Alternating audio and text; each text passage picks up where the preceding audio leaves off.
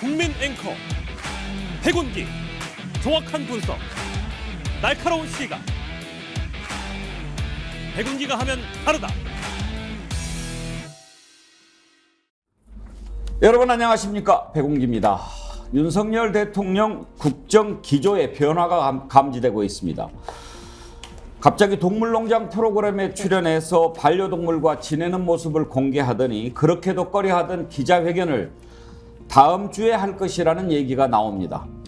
입을 맞추기라도 한 듯 김기현 국민의힘 대표도 이재명 대표한테 대화를 하자고 제의해서 TV 토론이 이루어지게 됐습니다.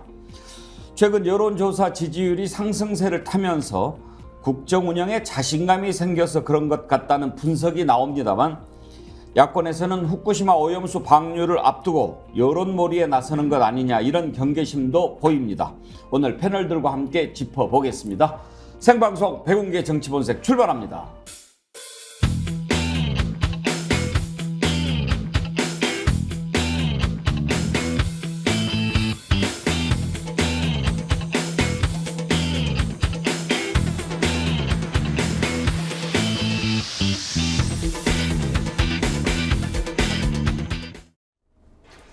네, 오늘 부처님 오신 날 연휴인데요. 대한민국 최고 패널은 오늘도 나오셨습니다. 정일함 조선대 개공교수, 양문석 언론학 박사, 최수영 메시지 컨설턴트, 남영희 민주연구원 부원장, 어서 오십시오. 환영합니다. 안녕하십니까. 안녕하세요. 고맙습니다. 이렇게 쉬는 날인데도 나와주시고. 쉬는 날인지 모르고 섭외에 응했다가 쉬는 날인지 알았습니다. 최고 패널들 옆에 있는 것만으로도 고맙습니다. 예은님 또 왜 이래 아침부터. 추석도 아니고 설날도 아닌데 덕담을 오고 가네. 그러니까. 전 어쨌든 땜빵 온 것 같거든요. 누가 땜빵, 누가 뻥크를 내셨는지. 오늘 아침에 아주 반가운 인사들이 많이 올라왔습니다. 지금 벌써 2,000명 넘는 분들이 함께하고 계시는데요. 시작도 전부터 이렇게 많이 들어와서 뜨겁게 달궈주시니 정말 감사합니다.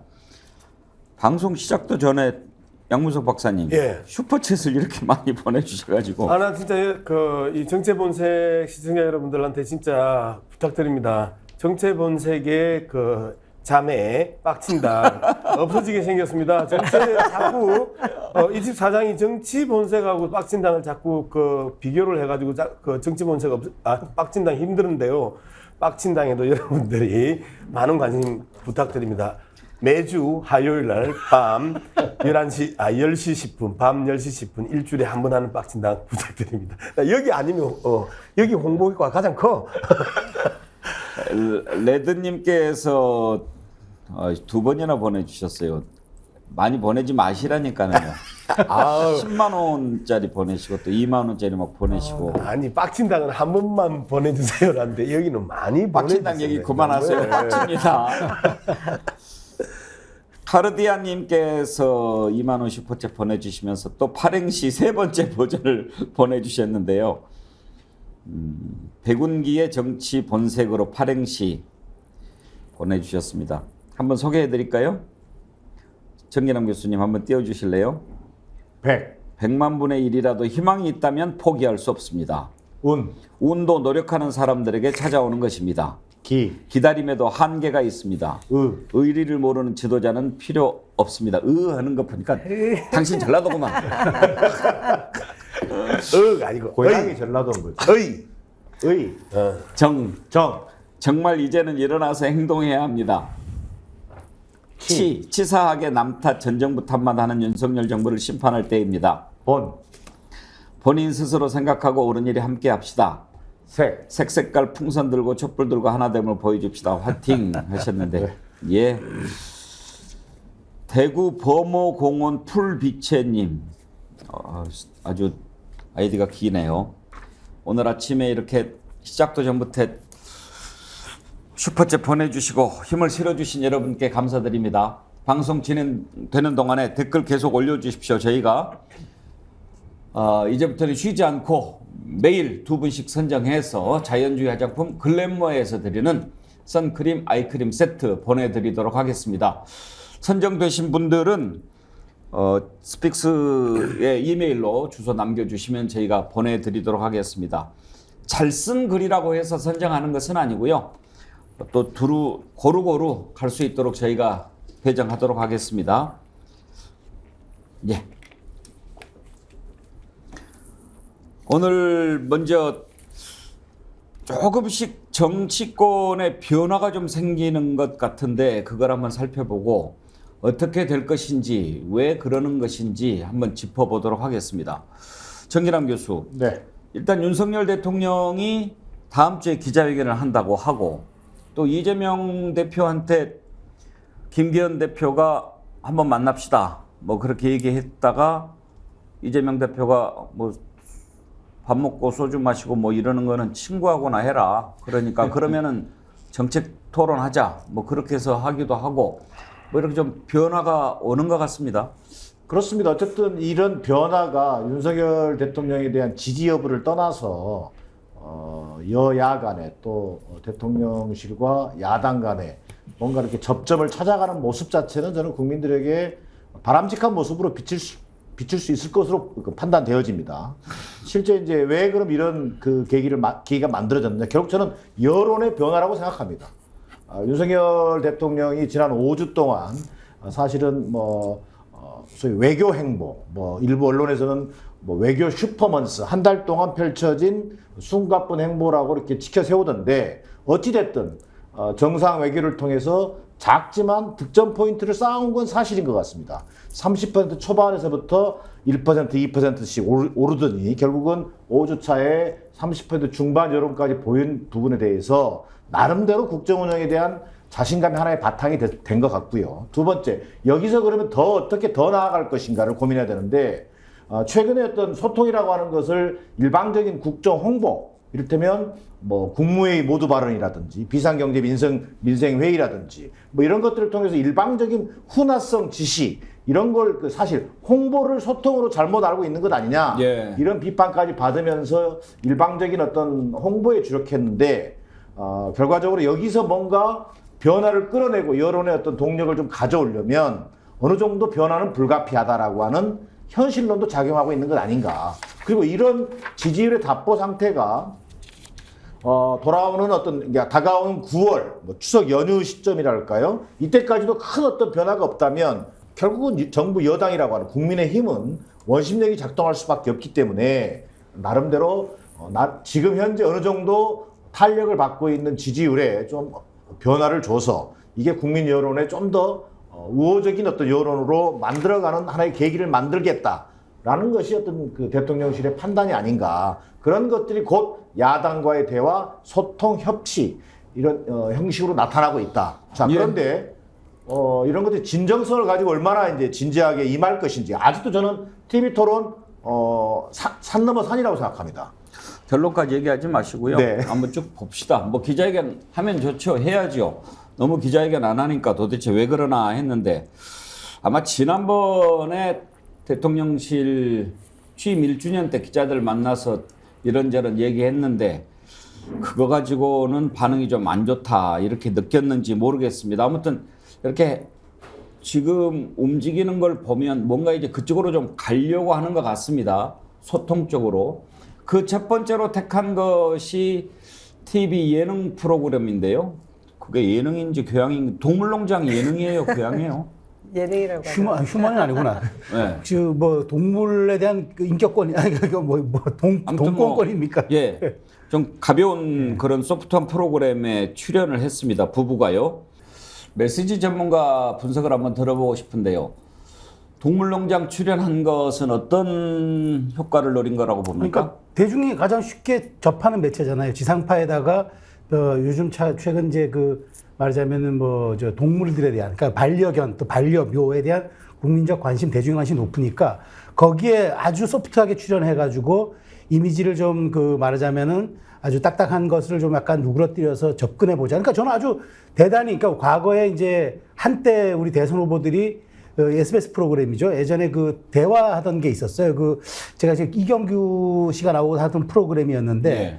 그때 다 나왔었습니다. 박근혜 전 대통령도 나오고 그때 2012년 무렵에 안철수 대표도 나오고 제가 알기로는 그때 대선 후보 끝들이 다 나와서 했던 게 있거든요. 힐링 무슨 프로그램이었었어요. 근데 그때 나와서 굉장히 그 효과를 봤다 그런 이제 분석이 있었고 지금 이 얘기는 뭐냐면 저는 대통령께서 일단 그 유기견이라든가 이렇게 우리 사회가 말하자면 약자로 보일 수 있는 이런 것들에 대해서 애정과 관심을 표현함으로써 본인이 갖고 있는 좀 딱딱하고 무겁고 권위적인 이미지를 좀 누그러뜨리면서 국민 속으로 접근하겠다 이런 의도가 다분히 있다고 저는 생각이 듭니다. 제가 이제 이야기를 최수영 교수 이야기를 좀 받아서 하면 정말 개보다 못한 농민, 개보다 못한 간호사, 개보다 못한 12구 참사 유족들, 개보다 못한 노동자 지금 이렇게 이야기할 수밖에 없는 상황이에요.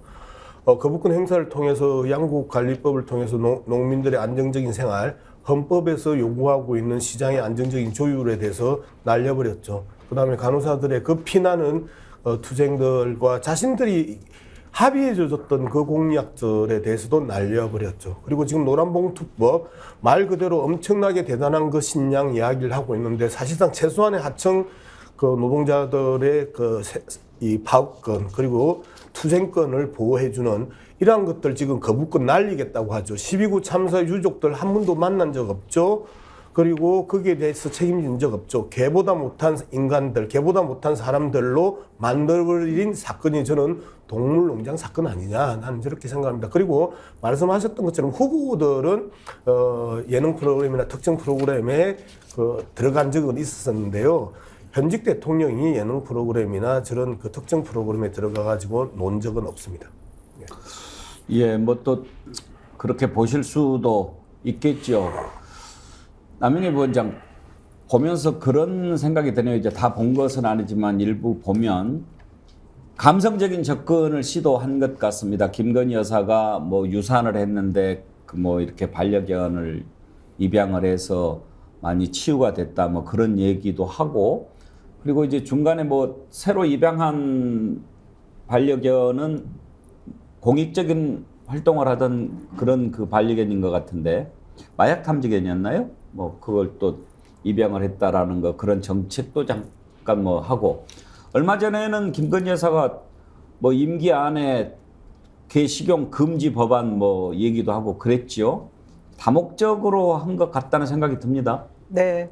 저는 일단 동물농장 프로그램을 보면서 굉장히 이제 뭐 국민들에게 다가가서 지지율을 높이기 위한 그런 이제 지지율이 오르고 있는 그 상황을 좀 더 확대시키기 위해서 애를 쓰는구나. 일단 그렇게 봤고요. 대한민국 그 1000만 애견인이 있지 않습니까? 저도 저희 집에 강아지를 예쁘게 키우고 있는데 이런 1000만 반려인 그러니까 애견인, 애묘인 이런 분들에게 뭔가 소통을 하고자 하는 모습이라고는 이제 생각은 들지만 실제로는 굉장히 일방적이었다. 뭐냐면 그 동물농장 이 프로그램이 주말 아침에 굉장히 인기 있는 프로그램인데 예고가 없었어요. 사실 예고가 없어서 이 프로그램을 즐겨보던 분들이 굉장히 당황한 거예요. 갑자기 그 말씀하신 대로 유기견에 대한 이야기가 나오니까 보통은 뭐 일반 가정에서 있었던 뭐 그런 스토리를 들고 나올 텐데 저택에 들어가면서 대통령실 관저 뭐 이런 게 나오면서 다들 당황했다라는 게 총론이었습니다. 일단 그런 거 보면 방송국 그리고 대통령실이 일방적인 홍보를 위해서 이렇게 제작한 부분은 비난받아도 마땅하지 않을까 하는 생각이 들고요. 좀 예고를 해줬어야지 보기 싫었던 분들, 불편해하는 분들은 피했을 텐데 하는 생각이 들었습니다. 또 하나는 아까 우리 양문석 박사님이 말씀하셨는데 진짜 우리 사회에서의 약자, 힘없는 사람을 대하는 그 모습과 대통령이 애초에 후보 때도 그랬고 지금까지 일관되게 자신이 키우고 있는 그 강아지와 고양이에 대한 사랑을 그냥 가감없이 내보이고 있거든요. 근데 우리 대통령은 우리 국민들이 잘 살 수 있게 뭔가를 정책을 만들어주고 나라를 이끌어 달라는 뜻에서 세운 사람인데 그 역할을 다 하고 있나? 또 한 가지 아까 말씀하신 대로 김건희 여사가 지난번에 자신이 정책 의지를 표명한 부분이 김건희 여사가 평소에 얘기했던 것과 달리 어떻게 그 영부인으로서 이 식용견에 대한 정책을 자신의 임기 전에 다 해결을 하겠다 이런 식의 의지를 표명할 수 있는 게 자격이 되는가에 대한 질문까지 있었거든요. 근데 이 프로그램이 그 연장선상에 있어서 굉장히 불편해했습니다. 그리고 저도 불편한데 중요한 것은 어쨌든 일방적인 이런 홍보는 부작용을 낳는다. 예. 그 말씀을 드릴 수밖에 없네요. 근데 최수영 교수 제가 시청률을 좀 봤더니 예. 변동이 없네요. 이번에 출연한 TV 동물농장 6.2 시청률이 나왔는데 그 전주도 6.2, 그 전주는 6.5, 6.1, 6.3, 6.3, 6.7, 6.4, 6.1 이렇게 쭉 되거든요. 그러니까 윤석열 대통령 내외가 출연했다고 해서 시청률이 더 올라가거나 내려가거나 하지는 않았는데 예고를 했다면 어떻게 됐을까 좀 궁금하긴 하네요. 그렇죠. 뭐 예고를 했다 그러면은 더 올라갔을 수도 아니면 더 내려갔을 수도 그건 저는 뭐 알 수가 없겠습니다만은 예. 그렇지만 현직 대통령이 그 어쨌든 동물 관련한 예능 프로그램에 출연한다는 자체가 호사가들의 입장에서 보면 관심사항이죠. 그래서 좀 보기에 올라갔을 가능성이 매우 좀 높다고 생각하는데 아마 이 깜짝 쇼는 이럴 겁니다. 아마 미리 예고를 했었으면은 좀 말하자면은 대통령이 갖고 있는 전달력이 좀 떨어질 수 있는데 이렇게 갑자기 훅 들어오는 것들이 또 실제로 보면은 영향이 좀 크게 작용하는 것들이 있거든요. 예. 그런 점들을 좀 생각했던 것 같고 그리고 뉴 미디어간이 이렇게 올드 미디어 이른바 지상파를 통해서 하는 것은 그럼에도 불구하고 주말에 대중들과 국민들에게 좀 편안하게 접근해 보겠다 이런 아마 의도도 깔려 있는 것 같습니다. 정현환 교수 아까 남영희 부원장 말씀 들어보니까 지금 반려견 키우는 인구가 1,000만 명이 넘는다고 그러는데 반려견을 키우는 또는 뭐 반려묘를 키우는 그런 국민들 입장에서 보면 동질감 뭐 이런 걸 느끼면서 지지율 향상에 도움을 줄 수도 있겠다 하는 생각도 드네요. 저는 뭐 마이너스 효과보다는 플러스 효과가 더 있을 걸로 보여집니다. 단순 논리긴 합니다만 여전히 이제 지금 국정 운영 지지율이라는 게 사실 좀 이렇게 고착돼가는 상황입니다. 보수 지지층은 결집할 대로 결집하고 있고 또 뭐 극렬하게 부정평가층은 또 부정평가층대로 결집해 있는 상황입니다. 이 속에서 결국 키를 쥐고 있는 건 중도층이라고 봐야 되는데 이런 프로그램을 통해서 뭔가 윤석열 대통령이 어떤 뭐 정치적인 어떤 메시지라든가 국정 운영에 있어서 거친 면이 많이 주목되다가 좀 더 부드러운 모습, 또 일상생활 속에서 느낄 수 있는 어떤 생활인의 모습 이런 것을 좀 부각시킬 수 있는 계기가 된다는 측면에서는 중도층의 어떤 여론에 어느 정도는 조금은 소구할 계기가 될 수 있겠다. 자, 그런데 이것이 뭔가 일시적인 여론이 아니라 좀 안정적으로 지지율을 끌어가려면 중도층의 어떤 여론을 끌어내려면 뭔가 국정 운영에 있어서 근본적인 변화를 국민들이 느껴야 되거든요. 단순히 어떤 프로그램의 또 다양화를 통해서 국민들이 이렇게 현혹되는 것이 아니라 이제 좀 뭔가 야당과의 소통, 또 뭐 협치, 대화 이런 것들을 좀 복원하는 의지가 보이는구나. 이것이 같이 맞물려 갈 때 앞서 그 프로그램의 출연이 더 의미가 되는 것이지. 다시 국정 운영의 기조에 있어서는 여전히 노조 때리기, 뭐 이를테면 뭐 계속되는 어떤 뭐 거부권 행사 이런 기조를 보인다면 그런 프로그램 출연 자체가 일회성 하나의 행사로 그냥 그치고 마는 것이다라고 보여집니다. 저는 생각이 좀 다른 게요. 기본적으로 대통령의 지지율의 그 제고에 있어서 3요소가 있어요. 종북몰이, 소위 말하는 색깔론. 두 번째, 노동조합 단합. 그 다음에 외교 순방. 그런데 지금 이번 외교 순방부터 해가지고 쭉 보면 그 전형적인 똥꼴들이 안 나왔단 말이에요. 정책적인 문제의 그 쟁점들을 계속해서 국내에서 물타기를 해주기 때문에 그 부분에 대해서는 정쟁 정도로 계속 그 격화되어 있는 상황이었고, 그 다음에 지금 본격적으로 노동자 때리기 들어갔어요. 그런 측면에 있어서는 지지율 상승의 이 가능성은 높다. 그런데 이번 지지율에 대해서 우리는 지난 한 5주 동안 계속해서 차근차근 올라간 지지율에 대해서는 명확하게 윤석열 대통령 자체가 발광체가 아니다. 윤석열 대통령 자체가 반사체였어요. 지난 4, 5주 동안에 일방적으로 김남국 의원의 코인 사건을 무차별적으로 폭격을 하면서 김남국 의원에 의한 민주당의 지지율의 악화가 계속됐고, 그리고 그 보도에 의해서 오히려 반사체로서 현 정부의 지지율이 높아지는 이러한 흐름을 봤기 때문에 김남국 코인 사태에 대한 언론들의 무차별 폭격에 반대급부로서 윤석열 정부의 지지율이 일정하게 상승했다라는 고 보는 게 나는 정확할 것이다. 그리고 여론조사 기관마다 아주 이 첨예하게 다른 그 결과가 나오는 이유가 바로 이런 그 과정에 있어서의 상황이다. 그런데 명확한 건 국정 기조가 바뀌는 것 아니냐라고 이제 지적하셨던 앵커의 이야기는 동의를 해요. 전체적으로 국정 기조를 바꾸면서 그 대국민 친화적 그 여러 가지 이벤트를 넣고 있다. 국정 철학과 국정 운영 방침에 대한 근본적인 변화 없이 이 부분에 대해서는 동의를 합니다. 우리 정치본색 시청자들께서는 동물농장 출연한 것 못마땅해 하는 분들이 훨씬 더 많은 것 같습니다. 김상옥님, 예고 없이 불쑥 튀어나와서 주의를 망쳐나 하루 종일 기분 더러웠습니다. 이런 의견 주셨는데 뭐 그렇게 보는 분도 계시고 또 좋아하는 분도 계시고, 자, 우리가 지금 짚어보고자 하는 것은 이런 식으로 어떻게 해서든지 좀 변화를 가져가려고 하는 것 아니냐 하는 점입니다. 이걸 기점으로 이제 기자회견도 하려고 하는 것 같은데 지금 기자회견 대통령 취임 100일 기자회견 한 뒤로 아직까지 없습니다. 기자들과 만나는 것을 피해서는 안 되지요. 뭐 하긴 뭐 만나봐야 별로 도움이 안 된다 그런 판단을 했겠지만 그렇다고 계속 피하면 그건 대통령 아닙니다. 만날 것 같은데요. 다음 주 얘기가 나옵니다. 이런 자리 자주 만들겠다. 지난 취임 1주년 기자들과 오찬 자리에서 한 얘기가 있는데 그때도 이런 계획이 있었는지는 모르겠습니다. 한번 들어보실까요?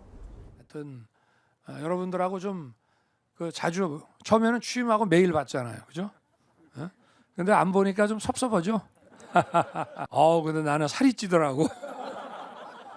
사실 아침에 그 도어 스태핑 할 때요, 그게 습관이 돼가지고 내가 사실 지금도 꼭두 새벽에 눈이 떠요. 그건 없어졌지만 그것 때문에 그걸로 시작을 했기 때문에 여전히 지금 용산의 우리 수석과 비서관 행정관들은 거의 뭐 꼭두 새벽부터 제 질문 공세에 시달립니다. 하여튼 뭐 부족한 점이 당연히 많았을 것이고 여러분들이 함께 해주기를 바라겠습니다. 그리고 하여튼 이런 자리 좀 자주 만들게요. 최수영 컨설턴트 이제 기자회견 다음 주 얘기가 나오는데 어떤 방식으로 할지도 궁금한데요. 저는 사실 그 얼핏 들은 얘기는 원래 지난주 목요일 날 하려고 했던 걸로 알아요. 지난주 목요일 날 뭐가 있었죠? 아니 지난주 목요일 날, 그러니까 순방 갔다 왔죠. G7 갔다가 온 월요일 날 휴가지 않았습니까? 근데 그때 제가 듣기로 굉장히 자신감도 고무돼 있었고 여기서 뭔가 좀 국민에게 설명할 자리를 만들어야 되지 않느냐는 의견이 있어서 목요일이 검토되다가 이게 조금 준비 시간이 부족하다는 얘기가 많아서 아마 다음 주 정도로 지금 어느 정도 가닥을 잡고 가는 것 같아요. 제가 들은 바로는 그렇습니다. 그런데 지금 제가 듣기로도 윤석열 대통령이 굉장히 자신감에 차 있고 그다음에 뭔가 2년차 국정에 있어서 뭔가 이 추진력과 돌파력을 가지고 해보겠다는 그런 어떤 굉장한 의지에 충만해 있는 걸로 알아요. 그래서 이번 기자회견은 전 제가 보기에 조금 좀 말하자면은 그냥 질문과 답변, 그러니까 주제를 정해놓지 않고 할 가능성도 있고, 그 다음에 우리가 생각했던 것처럼 아주 제한되게 하는 게 아니라 조금 넓게 진행할 가능성도 있어서 지금 형식과 내용을 좀 고민하는 것 같은데요. 저는 중요한 건 지금 대통령이 지금 저는 이제 좀 전에 양문석 박사께서는 이제 그 민주당의 어떤 그런 부분들, 그러니까 이 김남국 의원에 대한 그런 것들 국민적 질타와 그런 여러 가지 여론 악화가 반사적으로 여권과 대통령 지지율에 영향을 줬다는데 저는 일부지만 많지 않다고 봐요. 왜냐하면은 중도가 그렇다면은 이 말하자면 빠져나간 사람들이 대부분 이쪽으로 온 게 아니라 중도로 그냥 간 거고 윤석열 대통령이 가진 거는 제가 보기에 온전하게 순방 효과입니다. 그러니까 우리가 그 순방 효과는 정확하게 플래그 잇 어라운드 이펙이라고 해서 국기 아래 효과라고 순방이 끝나면 당연히 대통령 지지율이 올라갑니다. 그런데 늘 이제까지 윤석열 대통령이 그 패턴에 반대였는데 이번이 그 순기능과 제대로 된 패턴의 역할을 저는 봤다고 해요. 그래서 그런 것들이 윤 대통령의 자신감으로 이어지면서 기자회견도 아마 윤 대통령이 먼저 주문한 것으로 제가 얼핏 들었기 때문에 이번 거는 조금 좀 말하자면 좀 그간의 윤석열 스타일이 아니라 조금 더 진화된 스타일로 나갈 가능성이 크다고 저는 생각합니다. 안명희 원장 하려면 좀 제대로 했으면 좋겠어요. 기자회견이요? 예. 제대로 할 것이라고 예상이 안 되네요. 저는 왜냐하면 지금껏 보여주고 있는 모든 것들이 일방적이지 않습니까? 지금 기자회견 날짜도 보통 의례적으로 했던 저희가 1년 성과에 대한 기자회견을 예상했으나 취소했습니다. 그때 이유가 뭐였습니까? 자화자찬하지 않기 위해서 열기 힘들다 이런 식의 뭐 이유를 댔는데 그것도 납득하기 힘들었지만 이후에 대통령실이나 대통령은 계속해서 자화자찬식의 그런 뭐 말과 내용들이 계속 나왔거든요. 그래서 이게 뭔가 지금 내용과 형식이 맞지 않았는데 이번에 갑자기 또 2년차 과제 설명을 하는 그런 기자회견을 열겠다. 이것도 굉장히 일방적이죠. 아까 동물농장 출연도 일방적이었던 거와 같은 맥락인데요. 저는 이런 과정에서 이게 소통이라는 것이 없고 쇼통만 남을 거라는 이제 걱정이 앞섭니다. 근데 방금 우리 최소영 평론가께서 그런 말씀을 하셨는데 윤석열 대통령이 해외 순방을 갔다 온 이후에 자신감이 이제 고무되고 국정 지지율이 좀 상승세에 있으니 뭔가 굉장히 힘을 받고 있다라고 얘기를 하시는데 국민들이 과연 이 내용면에 들어갔을 때 어떤 변화가 있는지 하고 다 물음표를 던질 것 같아요. 실제로 지표상으로 뭐 40%, 45% 넘는 이런 지표가 보이긴 하지만 그 내용면을 들여다보면 응답률이나 그리고 뭐 질문의 패턴, 우리가 저는 지난 대선 때 여론조사 결과가 여론을 흔든다 이런 생각을 했었거든요. 지금도 그 형국으로 가고 있고 충분히 예상을 했었습니다. 집권 초 1년 차 때 계속해서 30%대를 유지했던 대통령이 역대 없었는데 이것을 기저효과라고 하고 이후에 조금씩 변화되는 모습을 보여줌으로 해서 상승하고 있다 하고 뭔가 치열업 할 것 같다는 예상을 했는데 지금 딱 그 분위기로 가고 있거든요. 그러니 많은 국민들이 이 과정에 있어서 내 삶이 바뀐 것도 없고 지금 대통령이 보여주고 있는 일방식의 이 국정 운영의 변화가 전혀 없는데도 불구하고 지표만 바꾼다? 그리고 기자회견을 해서 어떤 얘기를 할 건지에 대한 예상? 뭐 별로 그렇게 기대가 되지 않네요.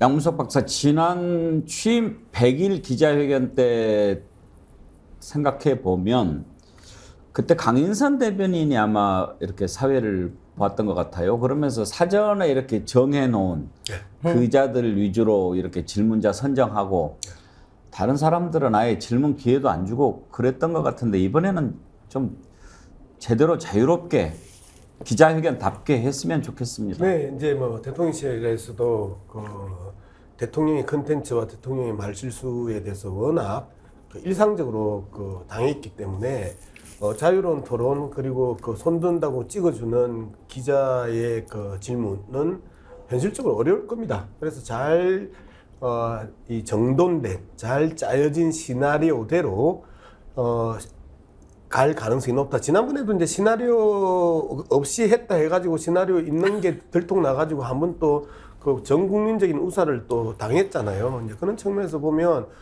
현재 메시지 관리가 예전보다 훨씬 더 좀 철저해진 것 같다라는 흐름들이 이제 보입니다. 그래서 메시지 관리가 철저해지고 그다음에 대통령이 말조심하는 부분들이 곳곳에서 눈에 띄고요. 그러면서 더 이상 그 바이든 날리면 그다음에 뭐 이 새끼 저 새끼 이런 표현들은 나올 가능성이 별로 없다.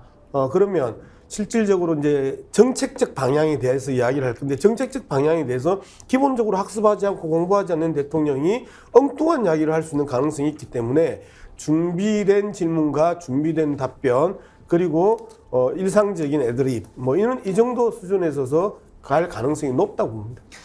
부에나님이 이번에는 MBC 기자 질문 받을까요? 그런 걸 주셨는데 정인남 교수 그런 생각은 해볼 수 있어요. 이제 우리가 잠시 후에 여론조사도 짚어보겠습니다만 지금 여론조사가 조금씩 올라가지 않습니까? 근데 어떤 그 전문가는 그런 분석을 하더라고요. 여론조사 올라간 가장 큰 이유가 항상 그동안 외교 행보에서 리스크들이 불거졌지 않습니까? 말 실수, 의전 실수 그게 없었다는 거죠. 그러니까 노출이 줄어들면서 그냥 성과만 이렇게 부각이 되고 그게 여론조사 지지율에 반영이 됐다. 지금 이제 대통령실 고민이 이제 노출이 되는 거 아닙니까? 그러면 이게 그동안 말 안 하고 의전 실수 안 하고 이런 걸로 벌어놓은 거 까먹지 않을까 이런 걱정할 법도 해요.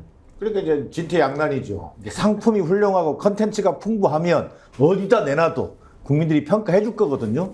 근데 그동안은 나름대로 외교 성과를 통해서 나름의 외교 성과를 통해서 일방적으로 그냥 홍보에 가까운 그런 어떤 노출이 있었단 말이에요. 나름대로 인지도 효과도 있는 거예요. 그리고 대통령이 뭔가 열심히 한다라고 하는 내용을 떠나서 그런 것들이 나름대로 여론에 반영된 것은 분명해 보인다. 자, 당연히 대통령실 입장에서는 이 기조를 뭔가 좀 한 번 더 텀을, 탄력을 받을 수 있도록 만들어야 될 거 아니겠습니까? 저는 그런 의미에서 뭐 기자회견이라든가 국민과의 소통을 한번 시도하는 것은 저는 바람직스럽다고 보는 겁니다. 안 하는 것보다 100배 낫고요. 그 통해서 다소의 리스크가 있다 하더라도 국정운영 2년 차에 접어든 윤석열 대통령이 자, 외교 성과를 좀 더 국내화시키고 또 정책적인 부분에 있어서 뭔가 달라진 모습을 보여줄 수 있다는 전제 하에서는 저는 기자회견 효과가 있다. 그러나 좀 전에 우려할 수 있는 대목은 또 뭐냐? 여전한 어떤 노조 때리기, 뭐 이를테면 야당을 어떤 뭐랄까 적대시하는 어떤 분위기, 이런 기조가 계속 노출된다면 결과적으로 기자회견이 끝난 뒤에 결국 어떤 평가를 받게 되냐? 안 한만 못했다라는 이런 평가를 받게 될 거거든요. 그래서 궁극적으로는 형식이 중요한 게 아니라 국정운영 기조의 변화라고 하는 것을 국민들이 느낄 수 있도록 어떻게 던져줄 수 있느냐가 저는 관건이 될 걸로 보여집니다. 저는 지금 계속해서 저희가 외교 성과 이런 표현을 쓰고 있는데 외교 성과가 뭐였는지 모르겠습니다. 제가 가르쳐 드릴까요? 다 퍼주기 하지 않았어요. 그리고 들러리 외교했고요. 그런데 이것을 굉장히 포장을 일방적으로 잘했다는 우리 앵커님 말씀대로 실수가 없다 보니까 뭐 메이저 언론들이 계속해서 국빈 뭐 회동 그리고 뭐 만찬 그리고 뭐 방문 이런 것만 가지고 성과로 취급하는 것 같아요. 근데 이 안에 우리의 국익은 전혀 없었거든요. 이 사실들에 대해서 알려주지 않는데 한 군데 잘하고 있는 게 이제 보이는 것 같긴 합니다. 대통령실의 홍보실 쪽은 진짜 예전보다 좀 나아졌나 봅니다. 그 결과인 것 같습니다. 아니 그러니까 좀 전에 성과가 있다 없다를 가지고 논쟁할 건 아닌데 저는 그 예를 들어서 외교 성과라고 하는 것은 대통령이 뭔가 열심히 하고 있다. 자, 또 얼마나 열심히 했습니까? 한미 정상회담에서지, 한일 정상회담하지, 뭐 G7 히로시마 정상회담에 참여하지. 국민들이 볼 때는 열심히 하는 거예요. 자, 그러나 그 대목에 대한 주목도라고 저는 보는 겁니다. 자, 근데 그 청구서, 이를테면 정상 외교에 대한 청구서가 곧 날라올 거거든요. 뭐 이를테면 한미 정상회담의 청구서, 또 한일 정상회담의 청구서, 한일 정상회담 대표적으로 후쿠시마, 뭐 예를 들면 오염수 방류 문제, 이 문제가 계속 날라올 거란 말이에요. 이 문제를 날라오면 그 성과에 대해서도 국민들은 평가하게 되지요. 그렇기 때문에 이 성과라고 표현 자체가 중요한 게 아니라 일시적 효과다. 저는 이렇게 볼게요. 성과에 대해서 좀 평가를 해야 될 필요는 있어요. 한일 정상회담 가가지고 왕창 얻어 터지고 다 주고 왔잖아요. 그래서 지지율 떨어졌잖아요. 그다음에 한미 정상회담 가가지고 또 택도하인 핵공유 느낌 이야기 해가지고 또 얻어 터졌잖아요. 명확한 이슈와 주제가 있었어요. 그리고 얻어 터졌어요. 그런데 이번에 가가지고 얻어 터진 게 없어요. 왜? 이전에 다 갖다 바치고 상납했기 때문에 이번에 가가지고 특별히 뺏긴 게 없어. 그렇기 때문에 방어전이야. 방어전에서 이 평탄했다라는 이제 질문, 평가가 지금 정진환 교수가 하시는 이야기거든요. 평탄했다. 더 이상 뺏긴 게 없기 때문에 평탄했다라는 부분이고, 한미일 정상회담 이분했던 부분에 대해서 한미일 정상회담을 했다 안 했다로 언론이 몰아갔기 때문에 한 거는 사실이잖아요. 이분을 하든 30조를 이야기를 하든 그런 측면에서 보면 언론의 적극적인 지원과 그다음에 순간순간에 흑백이 대비가 됐단 말이에요. 윤석열 한번 나오고 김남국 한번 나오고 윤석열 한번 나오고 김남국 한번 나오니까 대비 효과들, 흑백 대비 효과들이 계속 있었고, 그런 측면에 있어서 발광체가 아니고 제가 반사체로서의 지지율 일시적 상승이다 이렇게 설명하는 거예요. 너무 박하게들 말씀하시는 것 같아서 제가 여기서 한마디 해야 되겠는데. 넉넉하게 해주세요. 그러니까 이번에 사실 G7 가가지고 대통령이 환대받은 건 사실입니다. 왜냐하면 사실 유럽 국가들은 방위산업이 매우 취약하거든요. 우리는 방위산업의 강국이에요. 그래서 우리한테 당연히 환대하고 이렇게 좀 우호적 제스처가 나온 것도 맞고요. 그다음에 바이든 대통령 입장에서는 지금 반도체 관련해서 지금 협력이 절실한 상황에서 우리한테 그렇게 우호적으로 다가간 것도 사실은 그것도 긍정적 요인이 됐고, 그다음에 어쨌든 바이든 대통령이 미국으로 우리 한국과 일본 정상 초대하지 않았습니까? 다시 한번 거기서 3자 회담이 열릴 텐데 그런 것들도 실제적으로 좀 말하자면 윤석열 대통령에 대한 국제사회 평가들이 반영된 거기 때문에 너무 다 퍼져서 이번엔 실수 안 했기 때문에 그래서 지지율이 올랐다라고 분석하는 건 조금 너무 박하신 것 같고, 그럼에도 불구하고 저는 중도층들이 약간 그래도 좀 지지의 그런 조짐을 보여주는 것은 그런 데 대한 반응들이 아닌가 하는 생각이 듭니다. 아무튼 이제 이렇게 텔레비도 출연하고 기자회견도 하겠다 하는 그게 왜 그럴까 생각해 보면 딱히 뭐 이제 외교 순방 끝나고 나서 지지율 조사를 해보니까 좀 올라가고 있는 거죠. 그것 때문이 아닐까 그렇게들 분석을 합니다. 여론조사를 살펴보면 리얼미터가 발표한 최근 여론조사에서 윤석열 대통령 지지율이 40%가 나왔습니다. 리얼미터 조사에서 윤석열 대통령 지지율이 40% 기록한 것은 3월 첫째 주 42.9% 나온 이후에 12주 만입니다. 그리고 조금씩 올랐습니다. 34.5부터 34.6, 36.8, 39.0, 40.0 이렇게 40%를 지지율을 보였고요. 이건 리얼미터입니다. 그리고 RN서치가 CBS 노컷뉴스 의뢰로 조사한 걸 보면 44.7%가 나왔습니다. 전주보다 3.2%포인트 오른 건데요. 이렇게 44.7이라고 하는 숫자에 국민의힘이 상당히 좀 고무된 것 같은데 박수영 여의도 연구원장은 45%는 대선 때 투표하지 않은 사람들까지 포함된 숫자이기 때문에 대선 투표한 사람 중에 48%를 받은 대선 당시 지지율을 거의 회복한 거다. 이렇게 볼 수 있다. 그런데요, 지금 우리가 한번 좀 주목해 볼 필요가 있는 것은 리얼미터가 지난 22일 날 발표한 조사를 보면 이제 39.0입니다. 이것도 전주보다 오르긴 올랐는데 여론조사는 추세를 봐야 하기 때문에 조금씩 오르고 있다는 것은 다 여론조사 기관마다 똑같습니다. 그렇지만 여론조사 기관에 따라서 10% 가까이 차이가 나는 것은 이건 좀 헷갈릴 수 있습니다. 양문석 박사, 예. 우리가 심리적으로 예. 40%, 30%, 20% 이게 느낌이 다르잖아요. 예. 그런데 어떤 데서는 1% 하락하고 뭐 이런 건 오차범위 안에 있으니까 그렇다 쳐도 40%를 넘었다. 그리고 아직 30%다. 이게 어느 정도 좀 근사치에 있어야지 10%씩 차이 나면 좀 믿기가 힘들지 않나요? 10%가 차이 나면 보통 1000명 정도를 표집을 해서 물어보는 거잖아요. 예. 100명이 입장을 바꾼 거 아니에요. 현실적으로 그게 가능하나요? 그리고 정말 하늘을 뒤흔들 만한 태산을 뒤흔들 만한 큰 사건이 터진 것도 아니고요. 그렇기 때문에 이제 그런 수치들에 대해서는 기본적으로 여론조사 기관이나 그 다음에 여론조사 업체나 언론사의 신뢰도를 떨어뜨리는 이야기고요. 그 다음에 지난 금요일날 갤럽 조사는 아주 소폭 반등이었단 말이에요. 그런데 일요일날, 화요일날, 월요일날 조사가 이렇게 엄청난 변화들을 일으키는 것 자체가 이해가 안 되는 측면입니다. 그러면 토요일날, 일요일날 초대형 사고나 사건이나 이런 것들이 터져졌어야 되는데 초대형 사건들이 안 터졌는데 갤럽의 소폭 상승과 그 다음에 월요일날 대폭 상승 이런 부분들을 비교를 하면 그것도 이해가 안 되는 부분이고요. 근데 어쨌든 여론조사 수치를 가지고 각 여론조사 업체들이 발표하는 부분에서 시비 걸 생각 없어요. 전체적인 흐름이 국정 기조의 변화와 그 다음에 지지율 관리를 집중적으로 대통령실에서 하고 있다라는 부분이 중요한 부분인데 그런데 문제는 뭐예요? 후쿠시마 핵 배기수 해양 투기 문제 이 부분이 왜 계속해서 여론에 안 담기죠? 이 부분이 이제 상당히 중요한 문제입니다.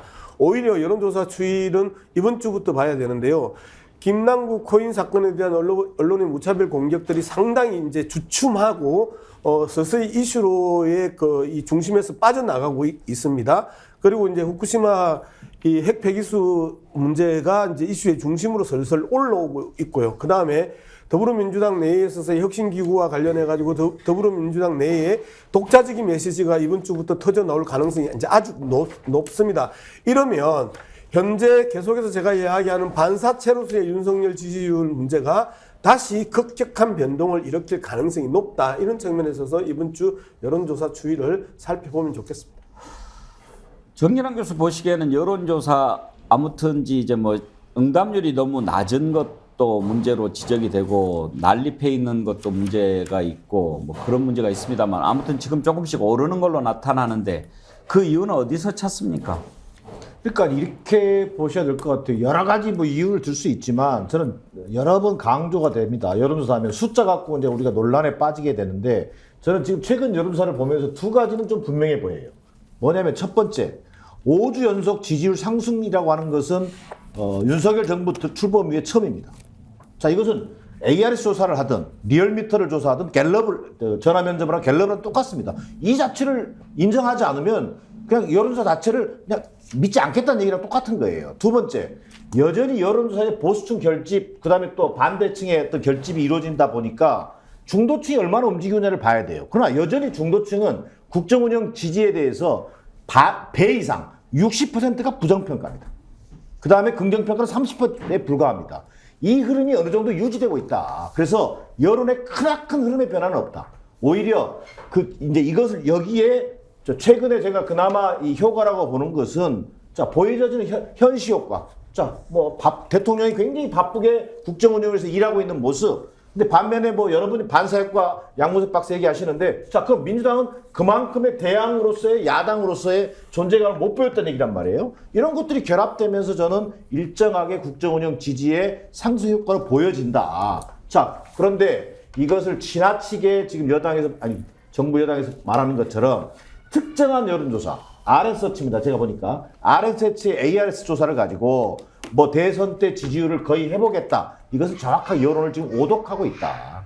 저는 그래서 이 여론조사 수치에 일일비하지 말자는 얘기를 정치권에서 누구나 많이 합니다. 근데 가장 많이 오독하고 곡해하는 게 정치권입니다.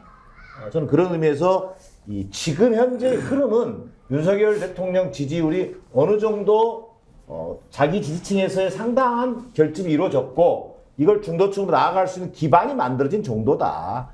이제 어떻게 하느냐에 달려있다. 저는 이렇게 좀 말씀드리고 싶습니다. 그 갤럽하고 지금 우리 리얼미터 보잖아요. 리얼미터는 2,500명을 대상으로 했는데 응답률이 2.9%였고 갤럽은 1,000명을 대상으로 했는데 응답률이 9.8%, 10%에 가까웠어요. 그러면 저는 사실 이렇다면은 물론 저 리얼미터도 존중합니다만은 이게 갤럽은 매주 조사를 해서 이렇게 추세를 우리가 볼 수가 있는데 저는 윤 대통령이 지금 상승세는 분명하지만 이번 사실 갤럽 지난주 금요일 조사는 보합세였어요.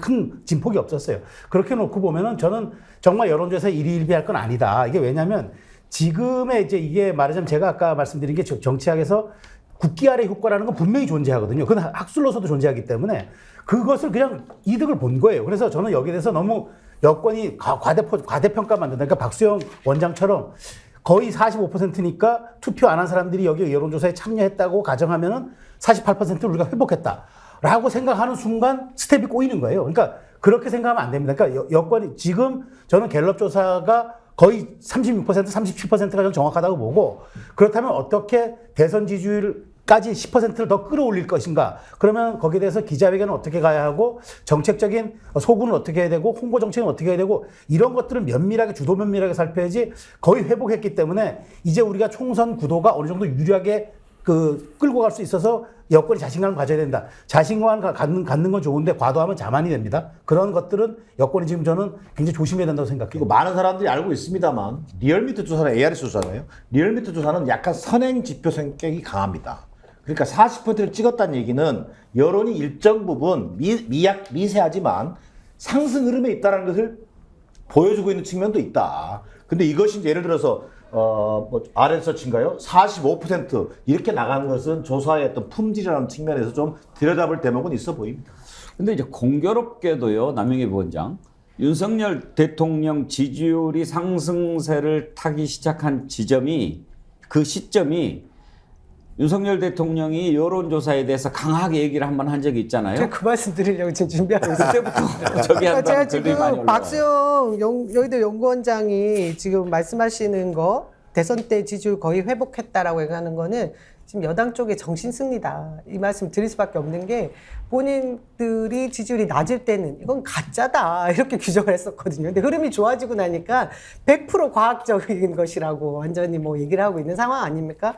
그래서 저는 무엇보다 중요한 건 우리 국민들의 삶이거든요. 지금 15개월째 이상 무역수지 적자 나라에 살고 있습니다. 대한민국 국민들이 공공요금이 막 오르고 있는 상황에서 지금 계속해서 자신에게 날라오는 이런 청구서들을 보고 깍깍거리고 힘들어 죽겠다 이러고 있는데 어떻게 대통령실과 국민의힘 여당에서만 지지율 오르니까 우리 너무 잘하고 있어라고 얘기하는지 정신승리다. 그렇게 생각합니다. 근데 여론조사 하는데 현장 이야기하면 참 뜬금없을 수 있는데 제가 금요일 날 그 경북 문경에 예. 촛불들 그 열 몇 분하고 간담회를 그 다음에 그 울산에서 토요일 날 저녁에 또 이 울산 촛불들하고도 이제 그 간담회를 하고 올라왔는데요. 그분들이 그 가장 힘든 데서 활동을 하고 있는 부분이에요. 특히 이제 문경 같은 경우 훨씬 더 힘든데 그분들이 지금 상당히 고무되어 있는 부분들이 문경의 그 식자층들의 그 변화가 눈에 띄게 보인다라는 거예요. 이제 그런 이야기들을 하면서 눈에 띄게 보인다라는 게 계속 누적되고 있다는 건 한 번도 민주당을 쳐다보지 않았던 사람들 그리고 한 번도 이재명을 쳐다보지 않았던 사람들이 계속해서 재평가를 하고 있다라는 이야기들을 참 많이 하시더라고요. 그런데 이제 이런 이 여론의 흐름은 누적의 효과지 일시적인 단타로 잽 한 방에 그 무너지거나 올라가는 그 경기가 아니기 때문에 이 누적의 효과를 쳐다보고 볼 필요가 있고 그리고 일시적으로의 문제는 말 그대로 하나의 사안만 가지고 외교라는 사안만 가지고 보면 안 된다는 거예요. 국내 정치에 있어서 양쪽 사안 그리고 여야에 있어서의 경쟁 구도가 있는데 앞서 말씀드렸던 것처럼 계속해서 화려한 빛을 뿌려주는 윤석열 대통령의 스포트라이트와 그다음에 민주당과 김남국과 코인에 대해서 계속해서 시커먼 그 암흑을 쏘아주는 이 스포트라이트를 보면서 흑백 대비의 효과가 나는 결정적이었다고 보는 겁니다. 어제 기회가 되면 한번 여론조사 전문가들 쭉 모시고 여론조사와 관련한 내용을 다뤄보려고 합니다만은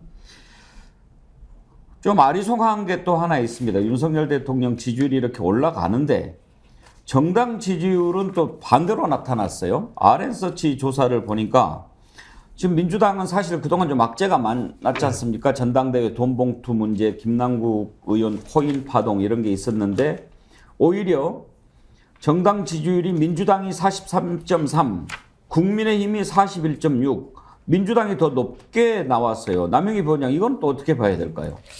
참 이게 혼란스럽죠. 이게 응답층이 진보, 보수 결집, 그다음 진보층 어떤 그 일정한 패턴이 늘 그려졌었는데 이번 결과를 보면 보수층이 과표집됐음에도 불구하고 민주당이 더 상승세였는데 대통령 지지율이 또 올랐다. 이것은 사실 좀 상반되는 부분이 있거든요. 그래서 저희가 아까 제가 말씀드린 부분에 이 여론조사를 가지고 여론을 형성하기 위한 그런 내용들이 포함된 게 아닌가 하는 의구심을 가질 수밖에 없는 부분이 있습니다. 그래서 모두 오롯이 이게 정말 국민들의 민심을 반영하고 있는가에 대한 부분을 다시 재고해봐야 된다 이런 생각이 드네요.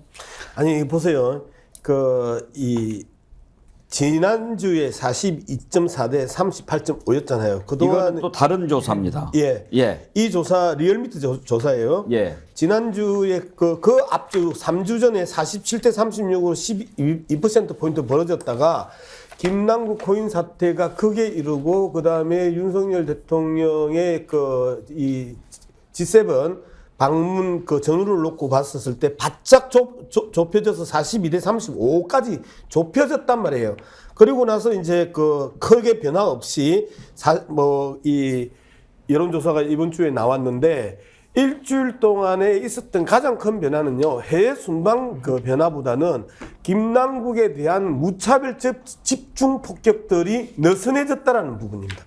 이게 전체 지지율을 흔들었던 핵심 요인이지 외교 순방이 핵심 요인이 아니었다. 그리고 보도수나 그다음에 각종 언론들의 이 보도 양이나 그다음에 토론 프로그램의 어제들을 보면 오히려 해외 순방보다 김남국 코인 사건을 훨씬 더 많이 채택하고 훨씬 더 많이 노출됐다는 부분이에요. 이런 측면에서 보면 그 정도 두들겼음에도 불구하고 구체적인 범죄 행위가 드러나지 않는 김남국 그리고 그렇게 스포트라이트를 비쳤음에도 불구하고 흔들리지 않는 윤석열에 대한 국민들의 신망 이런 부분들이 절묘하게 조화를 이루는 게 정당 지지도 아니냐. 아무튼 좀 공통적으로 나타나는 것은 여론조사 기관마다 민주당이 국민의힘보다 지지율이 더 높은 걸로 나옵니다. 윤석열 대통령 지지율을 떠나서요. RN서치는 민주당이 43.3, 국민의힘이 41.6. 그리고 리얼미터는 국민의힘이 38.1, 민주당은 44.5. 더 차이가 많이 나지요. 자, 이렇게 좀 대통령 지지율 추이와 정당 지지율은 다르게 나타나는데 잠깐만요. 그 한 가지 좀 명확하게 할 필요가 있습니다. 2주 전, 3주 전에는 10%포인트 이상 벌어졌던 게 상당히 좁혀졌어요. 그래 높게 나타나는 부분이 중요한 게 아니고 지지율 추이가 엄청나게 벌어졌던 것들이 상당히 좁혀졌다라는 측면들을 우리가 좀 쳐다봐줘야 그렇게 볼 필요도 있겠네요. 그렇게도 봐야 되지만 그 앞주에는 더 좁혀졌었는데 그런데 이제 또 좀 벌어진 게 있으니까. 실제로 그 정당 지지율은 저는 이렇게 봅니다. 여러 가지 숫자로 30 몇 대, 40 몇, 30대 후반, 30대 후반 이렇게 얘기하지만 저는 정당 지지율은 현재 국민의힘과 민주당의 지지율은 오차범위 내에 있다고 봅니다. 예. 자, 그럼 왜 이 지경이 됐냐? 윤석열 대통령 지지율은 30% 중후반에서 계속 횡보를 하고 있는데 약간의 상승 부분밖에 없는데 그 앞서 양문석 박사 여러 번 얘기했어요. 뭐 이게 김남국 악재이든 돈봉투 의혹 사건이든 여러 가지가 있습니다. 자, 그러나 오차범위에 있다는 것을 민주당은 또 이게 굉장히 좀 주목해서 봐야 될 필요가 있다는 거예요. 정당 지지율에서 왜 숫자가 국민의힘보다 높게 나오냐가 중요한 게 아니라 5주 동안 여론조사를 보면요. 정당 지지율이 6%포인트 하락입니다. 저는 그게 맞다고 보여집니다. 처음에는 10%까지 났었어요. 근데 그게 점점 좀 줄어드는 겁니다. 그래서 6%포인트 하락인데 여기다 더 심각한 건 뭐냐? 뭐 여기서 우리가 뭐 그런 얘기를 일부러 하고자 하지 않겠지만 민주당에서 이게 굉장히 여론 지금 심각하게 봐야 되는 게 호남 지지율은요 20% 하락입니다. 5주 동안에. 그런 흐름들을 대단히 좀 반성적으로 보면서 정당 지지율의 국민의힘과 높냐 낮냐의 문제뿐만 아니라 우리 당의 지지율이 지금 어떻게 되고 있는 것인지 뭐 그건 국민의힘은 국민의힘대로 또는 민주당은 민주당대로 저는 이런 좀 반성적 좀 뭐랄까 이게 고찰이 필요한 상황이라고 보여집니다. 저도 한 말씀 해드리겠습니다. 예. 그 사실 그동안 여당 지지율과 대통령 지지율이 커플링 현상을 보였어요. 그러니까 예. 빠지면 같이 빠지고 올라가면 같이 올라갔어요. 그랬는데 이제 이게 3월 이후부터는 약간 디커플링 현상이 나타납니다. 대통령 지지율이 올라가더라도 여당 지지율이 같이 따라 올라가지 않아요.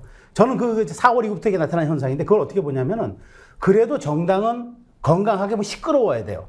국민의힘이 너무 조용한 거예요. 그러니까 대통령의 그 지지율은 뭐 순방이라든가 이런 어떤 정치적 요인들에 의해서 등락폭이 있는데 여당 지지율은 너무 조용하고 존재감이 없으니까 여당 지지율은 지금 민주당에 대한 반사 이익도 제대로 누리지 못하고 있는 거죠. 예. 그런 측면에서 놓고 보면 지금의 여당 지지율의 디커플링 현상은 총선 공천권을 앞두고도 당의 원심력과 대통령실의 구심력 이런 것들에 대한 그 굉장한 미묘한 차이도 예고하는 것이어서 좀 주목해 볼 필요가 있다고 생각합니다. 그래서 뭘 좀 만들어 보려고 하는 걸까요? 김기현 대표가 이재명 대표한테 우리 좀 만납시다 그렇게 얘기를 합니다. 만나서 뭐하게? 소주 한잔 합시다. 소주는 친구하고 먹어. 그랬더니 그러면 뭐 토론합시다 이렇게 지금 얘기가 되는 것 같습니다. 두 사람 얘기를 한번 들어볼까요? 네, 존경하는 김기현 국민의힘 당대표께서 밥 한번 먹자, 술 한잔 하자 이런 말씀을 하시는데 제가 거절을 했다는 그런 얘기가 있었습니다. 밥 먹고 술 먹는 거는 친구분들하고 하십시오. 나라 살림을 어떻게 개선할 것인지, 국민의 삶을 어떻게 더 보듬어 나갈 것인지에 대해서 지금 당장이라도 방식을 개의치 않고 언제든지 대화하겠습니다.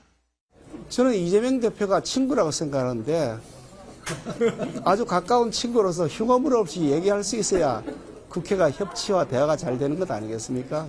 정책 토론을 공개적으로 하자는 거 적극 환영을 하고요. 다만 이제 그 방식은 TV 토론이 가장 좋을 것 같다. 그래서 대표끼리 회담은 흉얼 없이 서로가 하고 싶은 얘기를 허심탄회하게 할 수 있는 회담은 별도로 필요한 것이고 공개 토론 적극 환영하니까 TV 앞에서 공개 토론 합시다. 예, 토론이 이루어질 것 같기는 한데요. 남영희 부원장, 저것도 그런 생각이 들어요. 김기현 대표가 혼자서 판단해서 민주당 대표 만나자고 했을까? 저는 이 지금 이런 소재가 화제가 되는 게 비정상이라고 생각하거든요. 여당 대표, 야당 대표 벌써 만나도 한 서너 번 이상은 더 만났어야 되고요. 대통령과 야당 대표도 만났었어야 되지 않습니까? 근데 지금 대한민국이 1년 동안 거의 비정상적인 이런 정치 실종의 시대에 저희가 맞닥뜨려 있는 상황이라는 걸 보여주는 한 장면 같고요. 김기현 대표, 우리 저기 밥 먹고 한번 술 한잔 하자, 이 인사 괜히 한 것 같다고 생각할 것 같아요, 지금. 이제 정책 토론으로 이어지게 돼서 지금 뭐 실무단에서 조율 중이라고 하는데요. 국민의힘에서는 정책 내용이 아니라 자유 주제를 가지고 전반에 대해서 걸쳐서 얘기를 하자, 이렇게 얘기를 하고 있다고 합니다. 그게 뭐냐면 이제 입법권을 가진 그 여당에서 지금껏 대통령실에 무슨 출장소 같은 모습만 보여준 부분을 상쇄시켜야 됨에도 불구하고 그 기조를 계속 유지할 거라는 얘기를 하는 거거든요. 근데 지금 국민들이 TV 앞에서 여당, 야당 대표가 만나서 우리 민생, 그리고 진짜 국회에서 이루어지고 있는 이런 입법 과제들에 대한 정책 토론을 하길 원하지 않겠습니까? 근데 김기현 대표가 던져놓고 나 지금 잘한 건가 하고 후회하고 있지 않을까 싶어서 진짜 설국사 될지는 잘 모르겠습니다, 저는. 그래서 제가 그걸 물어본 거 아닙니까, 양문석 박사. 네.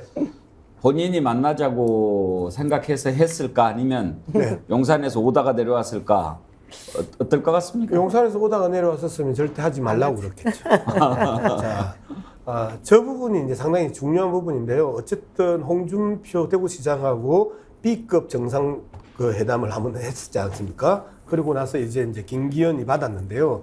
저는 이 부분에 대해서 김기현 대표의 단독 플레이일 가능성이 아주 높다. 홍준표보다 내가 낫다라는 부분들을 보여주기 위한 측면들을 하나 이제 우리가 고민해야 되고, 그리고 나서 그 토론 과정에 있어서의 그 이제 문제가 이제 상당히 발생을 합니다. 원청 본사 사장하고요, 하청업체 사장하고 지금 토론을 하는 거거든요. 그럼 하청업체 사장이 할 수 있는 내용은 아주 제한적입니다. 예를 들어서 양국관리법 거부권 행사했죠, 간호법 거부권 행사했죠 이후에 노란봉투법 거부권이 이제 핵심 쟁점이 될 가능성이 높습니다. 그리고 방송법, 그다음에 이 학자금 그 유예 문제, 이제 이런 부분들이 이 핵심 쟁점이 될 수 있는데, 여기에 대해서 이재명 대표는 현장에서 바로 합의되면 그 결정을 할 수 있는 원청의 그 본사 사장이에요. 그런데 하청 사장이 와가지고 거기에 대해서 결정을 할 수가 없어요. 그러면 논리가 말릴 수밖에 없는 거거든요. 아무리 철저하게 정책적으로 토론을 준비하고 빠져나가는 그 내용들, 그 다음에 전략적 탈출구를 만들고 준비해 온다 하더라도 현장에서의 토론은 말 그대로 확실하게 차이가 난다는 거. 하청업체 사장이 할 수 있는 건 계속해서 제한적이고요. 원청 본사 그 사장은 충분하게 많은 것들을 던질 수 있기 때문에 하나마나한 그 토론이긴 하나 하는 것 자체에 의미를 부여하는 것 또한 필요하다, 그렇게 생각합니다. 홍준표 시장과 이재명 대표가 만난 게 격동을 시켰다, 이런 얘기를 해주셨는데 최수영 컨설턴트 동의하십니까?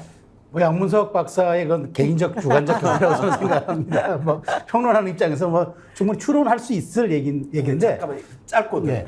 원래 평론 자체는 개인적 주관적 그러니까 저 개인적인 평론이라고 저는 생각을 하고요. 그러니까 저는 이렇게 생각합니다. 그것이 저는 뭐 트리거가 됐다고 생각하지는 않고, 저는 충분히 용산 정무수석 씨가 교감했을 거라고 봐요. 이게 왜냐하면 당대표의 이런 야당 대표의 1대1 회동이라는 거는 제가 보기에 정무적 차원에서 여러 가지 판단을 해서 할 겁니다. 근데 중요한 건 이제 이렇게 만나서 하겠지만, 제가 보기에 과거에도 사례가 있었잖아요. 대선 때 송영길, 이준석 두 토론이 있었어요. 세 차례인가 뭐 했던 걸로 기억이 나는데, 그래서 언론에서는 송이대첩이라고까지 불렀는데, 실제 이거는 말하자면 외화 내빈이었어요. 겉만 화려했고 속빈 강정이었고, 사실은 뭐 정말 그 유의미한 얘기도 없었고 국민들의 기억에 그렇게 각인되는 것도 없었어요. 저는 이번도 마찬가지일 거 봐요. 뭐 법안들, 그다음에 주제들 뭐 여러 가지 나올 겁니다. 그런데 보십시오. 김기현 대표는 왜 대통령께 우리가 거부권을 행사하라고 건의드릴 수밖에 없을 건지를 얘기할 테고, 이재명 대표는 분명히 얘기할 겁니다. 이런 법들이 왜 민생으로 해서 중요한 건지 얘기할 테고, 그러다 보면 제한된 시간 다 갑니다. 그래서 국민들께서 결국은 또 하나의 그냥 당대표끼리의 정치 평론으로 제 생각이 될 것 같고, 중요한 건 어쨌든 이렇게라도 만나면 물꼬를 텄다는 거. 그것은 저희가 보기에 긍정적 신호예요. 그래서 어쨌든 후반기 2년차 윤석열 대통령의 국정 기조에 당도 어쨌든 대표가 이렇게 문호를 개방하고 만남의 신호를 줬다는 점에서 저는 그런 점을 높게 사야지. 근데 앞으로 총선이 지금 점점 더 8개월, 9, 7개월 줄어들기 때문에 중도를 잡아야 되는 입장에서 이런 퍼포먼스들, 이런 말하자면은 그런 대화의 이야기들, 협치 이야기들 계속 나올 겁니다. 누가 선점할지는 모르겠지만. 최수영 교수가 잘 얘기해 줬는데 저는 개인적으로 제 의견을 얘기하면 저는 용산에 오다가 있었을 거로 봅니다. 그 뭐냐면 윤석열 대통령이 기본적으로 이 국정 운영의 변화의 큰 폭은 아니더라도 본인은 지금 이재명 대표를 만날 생각이 없어요. 과거에 영수회담의 어떤 이미지도 있지만 자기 원칙을 허물지 않겠다는 생각이 강할 겁니다. 그 속에서 여당 대표는 뭐 하고 있는 거냐. 소위 하청업체 사장한테 분명히 오더를 저는 줬을 거라고 보는 거예요. 그 맥락에서 소위 원청업체 사장을 만나냐 하청업체 사장을 만나냐는 비유를 썼는데 좀 전에 저는 어떤 사장이든 만나야 된다. 왜? 민생은 지금 손해보는 건 민생이고 경제니까. 자, 가장 큰 피해를 입었던 게 가장 상징적인 게 뭡니까? 얼마 전에 그 전세 사기 피해자들을 구제하기 위한 법안. 이게 결국은 법안이 늦게 처리되는 바람에 여러 사람이 또 이렇게 목숨을 끊는 그런 사건도 있었잖아요.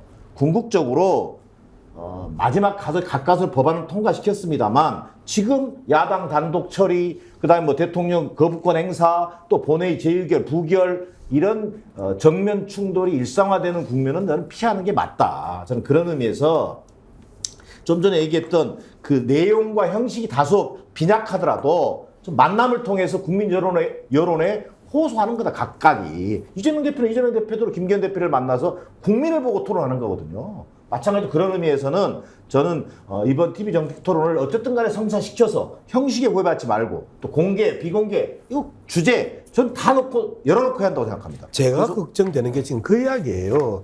아까 그 남영희 부원장이 실무진끼리 지금 어제 그 조율을 하고 있다는 이야기나 지금 반드시 성사를 시켜야 된다. 형식과 내용에 상관없이 이 부분이잖아요.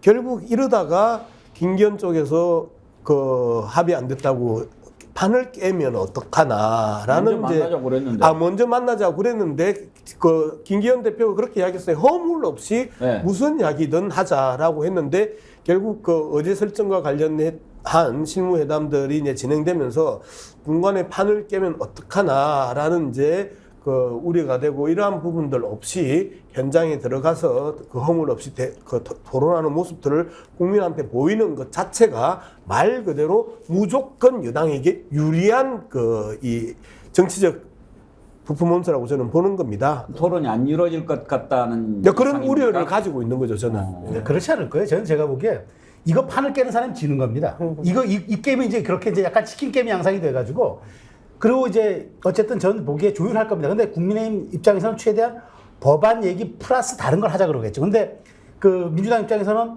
좋다, 우리가 대표니까 그 법안에 국한돼서 하거나 뭘 하자, 이렇게 저는 약간의 이제 의제 선정을 가지고 조율을 하겠지만 제가 보기에 이거는 거부하는 사람이 지는 게임이 되기 때문에 이 게임은 반드시 저는 성사될 거라고 봅니다. 근데 그게 퍼포먼스가 될 건지 정말 어떤 그 조금 더 나은 미래를 위한 진일보한 계기가 될 건지 그건 좀 지켜봐야죠. 그래서 저는 걱정이 많아서 그런지 모르겠는데 용대실에서 야 그거 하지 마 하면 안 할 것 같아요. 그러면 아까 최수영 교수 얘기한 것처럼 네. 그러면 여당이 지는 거예요. 신경 안 쓰잖아요, 별로. 그러니까 앞서 얘기했던 것처럼 2021년도에 송영길 대표와 뭐 이준석 대표가 4번 했더라고요. 4번 했는데요. 별 임팩트 없었어요. 그러니까요. 임팩트 없어도 해야 됩니다.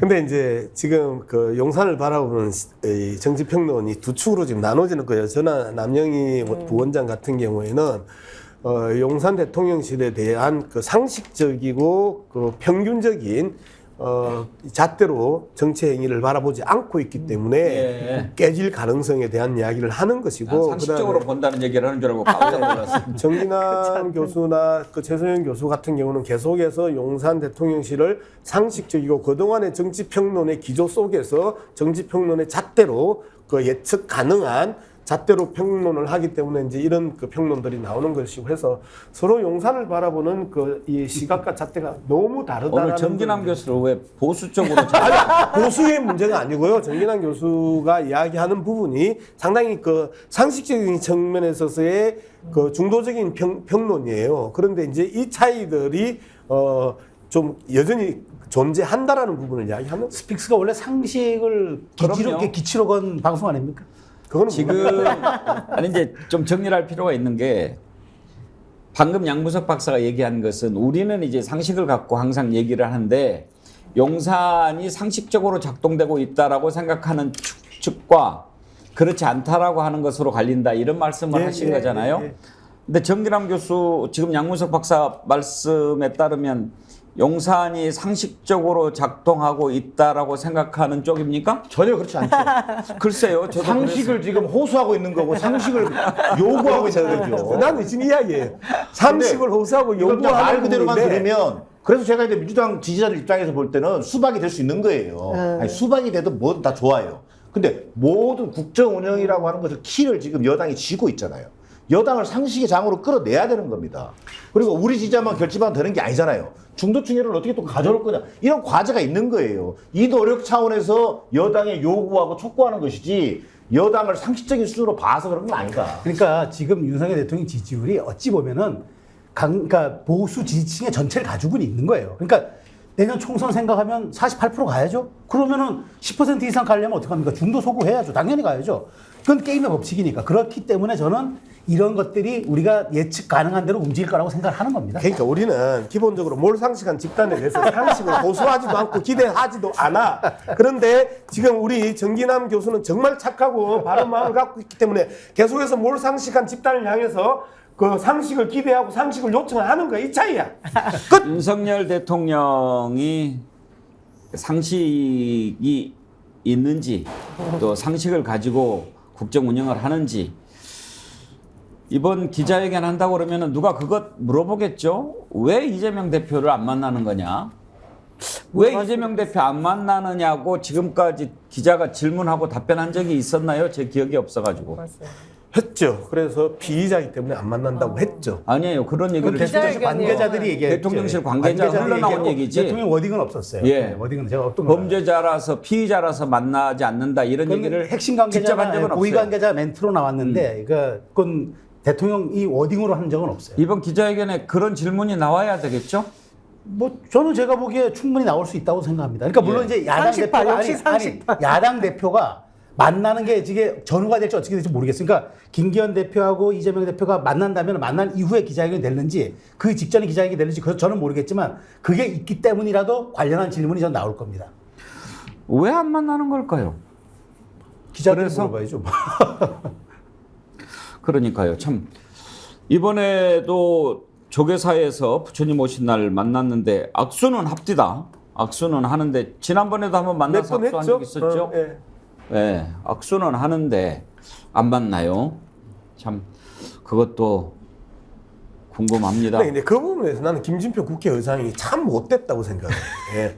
자, 야당 대표를 안 만나는데 대통령과 원내대표단과 상임위원장의 이 만남을 주선하는 것 자체가 상식적이냐. 오히려 김진표 국회의장이 대통령이 야당 대표를 만나야 된다고 촉구하고 그 이야기를 해야 되는 사람이 저도 그렇게 생각합니다. 왜 중간에 빼먹고 택도 아닌 원내대표나 이 상임위원장하고 대통령하고 만남을 주선하면서 야당 당 대표를 갖다가 딸을 시키나요? 그 참 국회의원 그렇게라도 해서 이제 뭐 대화를 좀 국회의원장이야. 복원해 보겠다라고 하는 의장의 생각이 있기는 있는 것 같은데 그건 뭘 상식이죠, 그런 게. 적어도 국회의장 나라의 원로면 대통령을 향해서 그래서는 안 된다. 야당 대표 만나야 된다. 그렇게 얘기하는 것이 더 옳지 않을까? 제가 이야기하는 것보다 앵커가 이야기하는 거 훨씬 품격 있게 들리네. 양무석 박사도 여기 앉아서 이야기하면 그렇게 돼요. 네. 오늘 국정운영 기조의 변화가 감지된다 하는 걸 가지고 이런 거 저런 거 짚어봤는데요.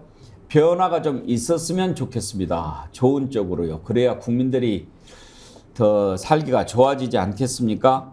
좋은 쪽으로 변화 기대해 보겠습니다. 그러면 우리도 잘한 건 잘한다고 얘기할 겁니다. 스픽스 커먼 아이디 쓰시는 분, 아이디 좋습니다. 큰일 났습니다. 거리의 사람들을 봐도 아는 사람들을 만나도 정어리 모집 욕심이 생기거든요. 주말에도 가족 모임 가서 20대 두 조카 정어리 전도했네요. 직업병이 아니고 스픽스병이라고 해야 하나요? 주셨는데 감사합니다. 스픽스 커먼님께 자연주의 화장품 글램모에서 드리는 선크림 아이크림 세트 보내드리도록 하겠습니다. 정어리 때 모임 여러분들 많은 독려해 주시고요. 또 만나는 분들마다 구독, 권유 많이 해 주시기 바랍니다. 또 한 분은 잠시 후 이어지는 김종대의 레이더에서 선정해서 저희가 보내드리도록 하겠습니다. 오늘 함께해 주신 정기남 교수, 양문석 박사, 최수영 컨설턴트, 남영희 본장 네 분 감사합니다. 그렇습니다. 고맙습니다.